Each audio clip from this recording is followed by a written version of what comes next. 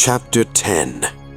Many people will probably judge us callous as well as mad for thinking about the northward tunnel and the abyss so soon after our somber discovery, and I am not prepared to say that we would have immediately revived such thoughts but for a specific circumstance which broke in upon us and set up a whole new train of speculations. We had replaced the tarpaulin over poor Gedney and was standing in a kind of mute bewilderment when the sounds finally reached our consciousness, the first sounds we had heard since descending out of the open where the mountain whined faintly from its unearthly heights. Well known and mundane though they were, their presence in this remote world of death was more unexpected and unnerving than any grotesque or fabulous tones could possibly have been, since they gave a fresh upsetting to all our notions of cosmic harmony.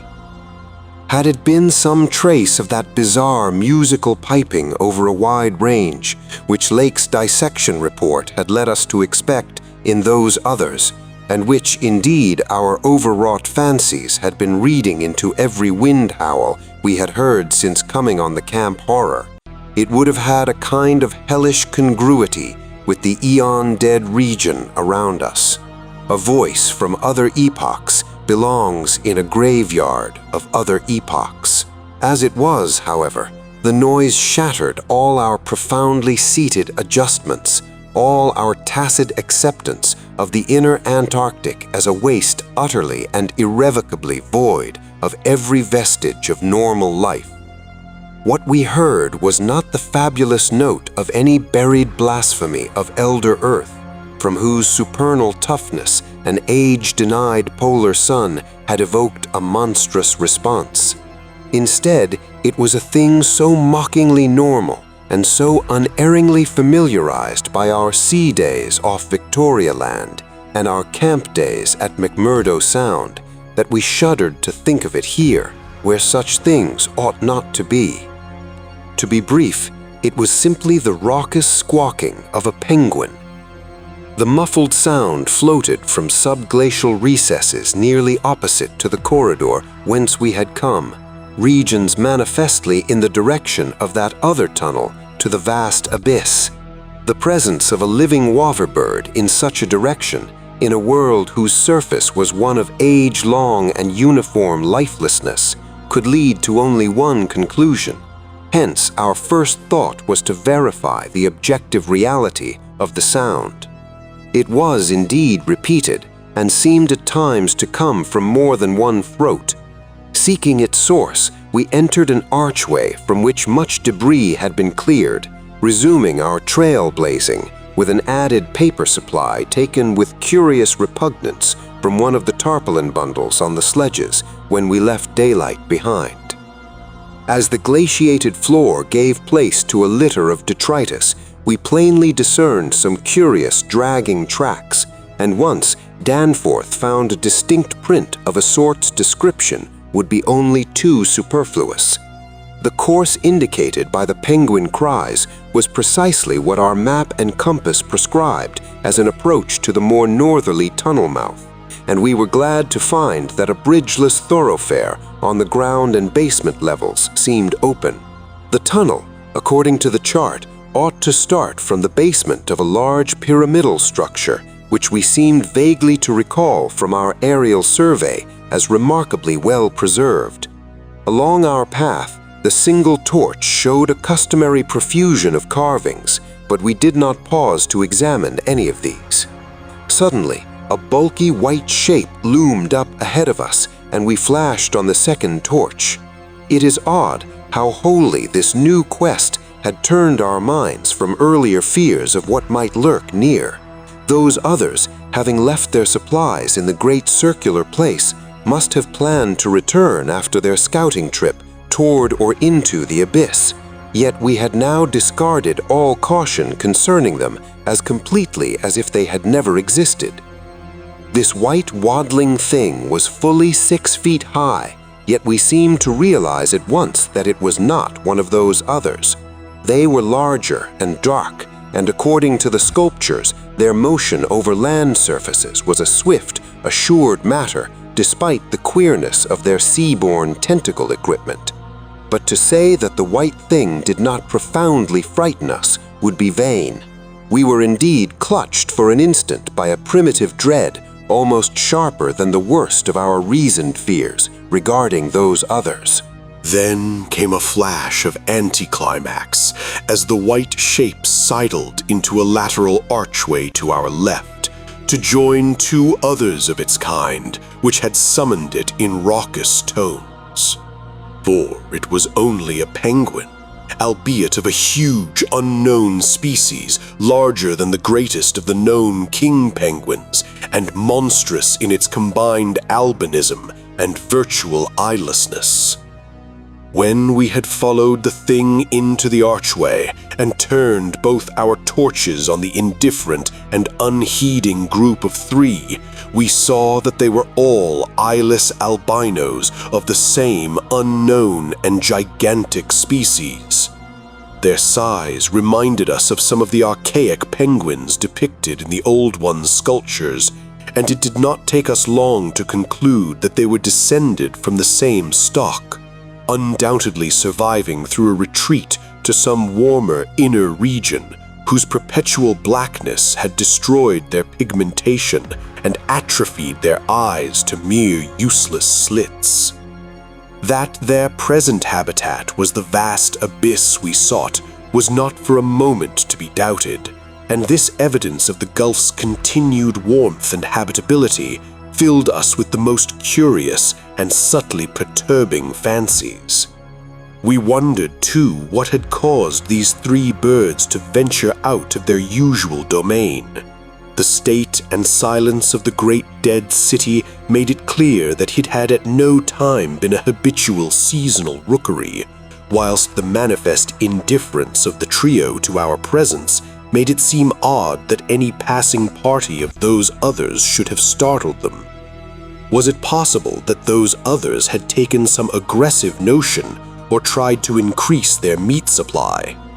We doubted whether that pungent odor which the dogs had hated could cause an equal antipathy in these penguins, since their ancestors had obviously lived on excellent terms with the Old Ones, an amicable relationship which must have survived in the abyss below as long as any of the Old Ones remained. Regretting, in a flare-up of the old spirit of pure science, that we could not photograph these anomalous creatures, we shortly left them to their squawking and pushed on toward the abyss whose openness was now so positively proven to us, and whose exact direction occasional penguin tracks made clear. Not long afterward, a steep descent in a long, low, doorless, and peculiarly sculptureless corridor led us to believe that we were approaching the tunnel mouth at last. We had passed two more penguins. Then the corridor ended in a prodigious open space which made us gasp involuntarily, a perfect inverted hemisphere, obviously deep underground, fully 100 feet in diameter and 50 feet high, with low archways opening around all parts of the circumference but one, and that one yawning cavernously with a black arched aperture which broke the symmetry of the vault to the height of nearly 15 feet. It was the entrance to the great abyss. In this vast hemisphere, whose concave roof was impressively, though decadently, carved to a likeness of the primordial celestial dome, a few albino penguins waddled, aliens there, but indifferent and unseeing. The black tunnel yawned indefinitely off at a steep descending grade, its aperture adorned with grotesquely chiseled jambs and lintel. From that cryptical mouth, we fancied a current of slightly warmer air, and perhaps even a suspicion of vapor proceeded, and we wondered what living entities other than penguins, the limitless void below, and the contiguous honeycombings of the land and the Titan mountains might conceal.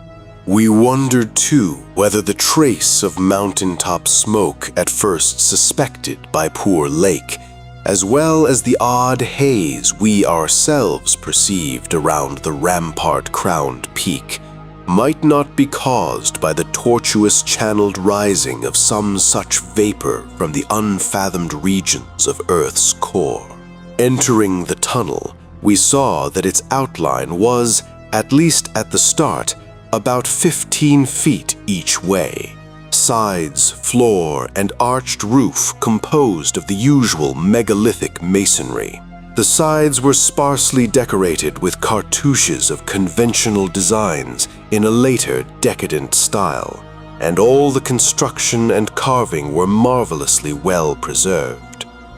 The floor was quite clear, except for a slight detritus bearing outgoing penguin tracks and the inward tracks of those others. The farther one advanced, the warmer it became, so that we were soon unbuttoning our heavy garments. We wondered whether there were any actually igneous manifestations below, and whether the waters of that sunless sea were hopped. After a short distance, the masonry gave place to solid rock, though the tunnel kept the same proportions and presented the same aspect of carved regularity. Occasionally, its varying grade became so steep that grooves were cut in the floor. Several times we noted the mouths of small lateral galleries not recorded in our diagrams, none of them such as to complicate the problem of our return, and all of them welcome as possible refuges in case we met unwelcome entities on their way back from the abyss. The nameless scent of such things was very distinct. Doubtless it was suicidally foolish to venture into that tunnel under the known conditions, but the lure of the unplumbed is stronger in certain persons than most suspect. Indeed, it was just such a lure which had brought us to this unearthly polar waste in the first place. We saw several penguins as we passed along, and speculated on the distance we would have to traverse. The carvings had led us to expect a steep downhill walk of about a mile to the abyss, but our previous wanderings had shown us that matters of scale were not wholly to be depended on. After about a quarter of a mile, that nameless scent became greatly accentuated, and we kept very careful track of the various lateral openings we passed. There was no visible vapor as at the mouth, but this was doubtless due to the lack of contrasting cooler air.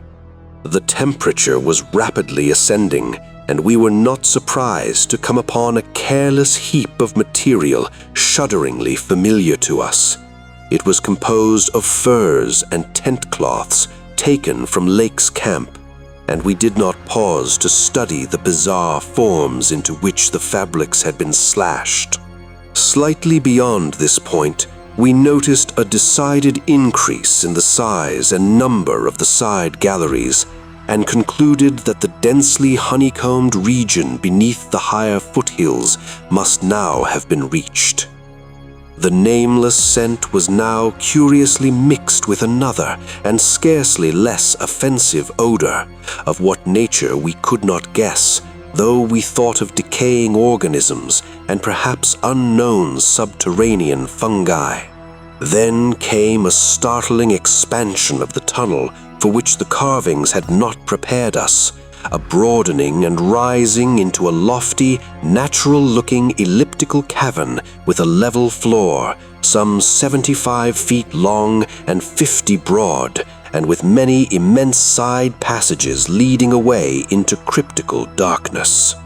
Though this cavern was natural in appearance, an inspection with both torches suggested that it had been formed by the artificial destruction of several walls between adjacent honeycombings. The walls were rough, and the high vaulted roof was thick with stalactites, but the solid rock floor had been smoothed off and was free from all debris, detritus, or even dust to a positively abnormal extent. Except for the avenue through which we had come, this was true of the floors of all the great galleries opening off from it, and the singularity of the condition was such as to set us vainly puzzling. The curious new feta which had supplemented the nameless scent was excessively pungent here, so much so that it destroyed all trace of the other. Something about this whole place, with its polished and almost glistening floor, struck us as more vaguely baffling and horrible than any of the monstrous things we have previously encountered. The regularity of the passage immediately ahead prevented all confusion as to the right course amidst this plethora of equally great cave mouths. Nevertheless, we resolved to resume our paper trailblazing if any further complexity should develop, for dust tracks, of course, could no longer be expected. Upon resuming our direct progress, we cast a beam of torchlight over the tunnel walls and stopped short in amazement at the supremely radical change which had come over the carvings in this part of the passage. We realized, of course, the great decadence of the Old One's sculpture at the time of the tunneling, and had indeed noticed the inferior workmanship of the arabesques in the stretches behind us. But now, in this deeper section beyond the cavern, there was a sudden difference wholly transcending explanation, a difference in basic nature as well as in mere quality, and involving so profound and calamitous a degradation of skill that nothing in the hitherto observed rate of decline could have led one to expect it. This new and degenerate work was coarse, bold, and wholly lacking in delicacy of detail. It was countersunk with exaggerated depth in bands following the same general line as the earlier cartouches of the earlier sections, but the height of the reliefs did not reach the level of the general surface. Danforth had the idea that it was a second carving, a sort of palimpsest formed after the obliteration of a previous design. In nature, it was wholly decorative and conventional, and consisted of crude spirals and angles roughly following the quintile mathematical tradition of the old ones, yet seeming more like a parody than a perpetuation of that tradition. Since we could not afford to spend any considerable time in study, we resumed our advance after a cursory look. We saw and heard fewer penguins, but thought we caught a vague suspicion of an infinitely distant chorus of them somewhere deep within the earth. The new and inexplicable odor was abominably strong, and we could detect scarcely a sign of that other nameless scent. Puffs of visible vapor ahead bespoke increasing contrasts in temperature and the relative nearness of the sunless sea cliffs of the great abyss. Then, quite unexpectedly, we saw certain obstructions on the polished floor ahead, obstructions which were quite definitely not penguins, and turned on our second torch after making sure that the objects were quite stationary.